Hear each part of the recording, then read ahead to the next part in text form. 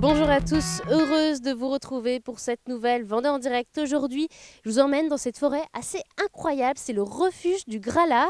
On se retrouve ici parce que se tient ce week-end le refuge du livre et je rejoins justement son président Wilfried Montassier. Bonjour. Bonjour Alexia. Alors le refuge du livre, ça se tient ce week-end et c'est la 11e édition. Alors le refuge du livre, c'est un gros salon littéraire vendéen en fait. Exactement, c'est ça, c'est la 11e édition comme vous l'avez dit. C'est la 15e année parce qu'on a démarré en 2007, mais au début on était sur un rythme annuel et puis on est passé en rythme biennal, donc voilà, Mhm. 15 ans quand même déjà, et 11e édition. Le refuge du livre, au cœur du refuge de Gralat, D'où le nom. et d'où le nom. Et c'est un salon du livre vendéen. Alors, on a trois critères qui ne sont pas cumulatifs, hein. Il suffit que l'un des critères soit présent pour que le livre soit dit vendéen et ait toute sa place ici. Mhm. Il faut soit que l'auteur soit vendéen, l'éditeur est vendéen, et où le sujet évoque la Vendée, Donc traverse la ça se passe Vendée, en et là Vendée. c'est beaucoup plus ouvert. Ce qui fait que, eh bien, on a chaque année une centaine d'auteurs présents. Ça montre la richesse de la création littéraire vendéenne. Alors, la particularité, on aura quand même des auteurs vendéens, mais cette année, une délégation des Hauts-de-France aussi.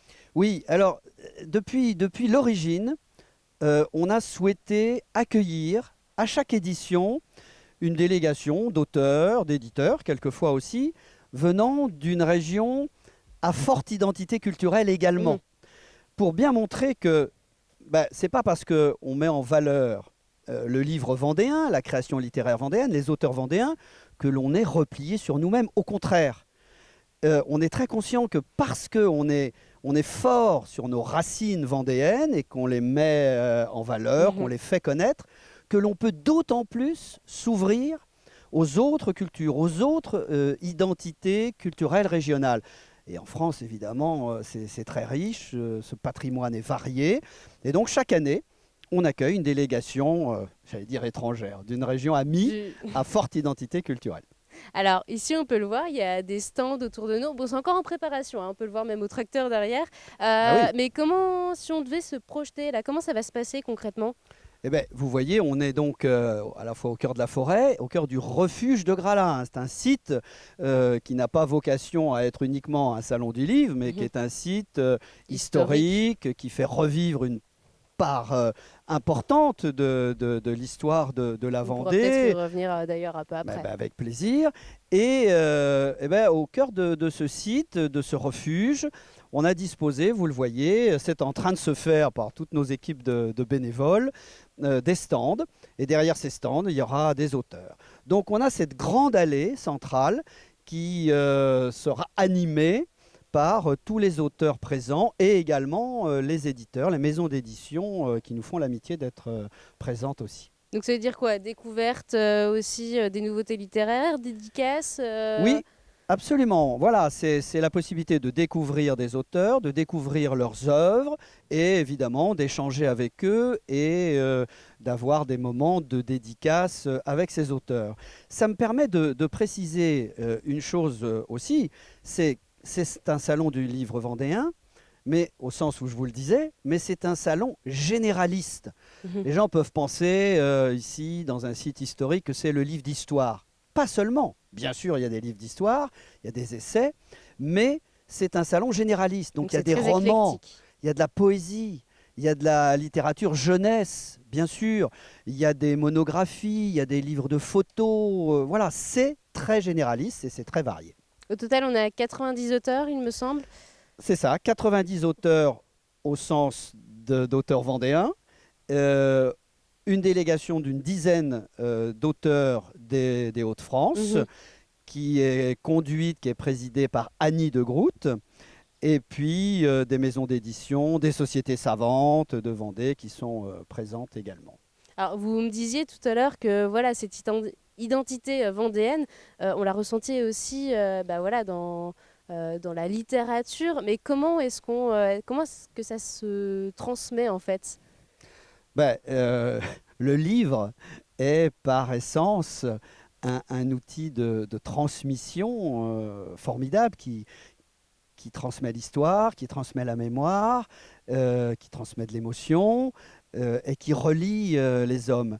Et vous voyez, ce salon du livre, on a souhaité l'organiser il y a 15 ans, pas uniquement pour dire tiens on va créer un salon du livre vendéen, mais et parce que c'est sympathique d'être en pleine forêt à ciel ouvert, mais aussi pour donner du sens.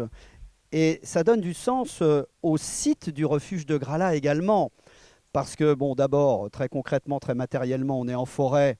Le livre est issu de la forêt, est issu des arbres, est issu du bois. Retour à la source. Mais plus fortement, plus symboliquement, ici, sur ce site du refuge de Grala, ont vécu des populations qui ont fui la terreur, qui ont fui ce qu'on a appelé les colonnes infernales, notamment du général Turreau.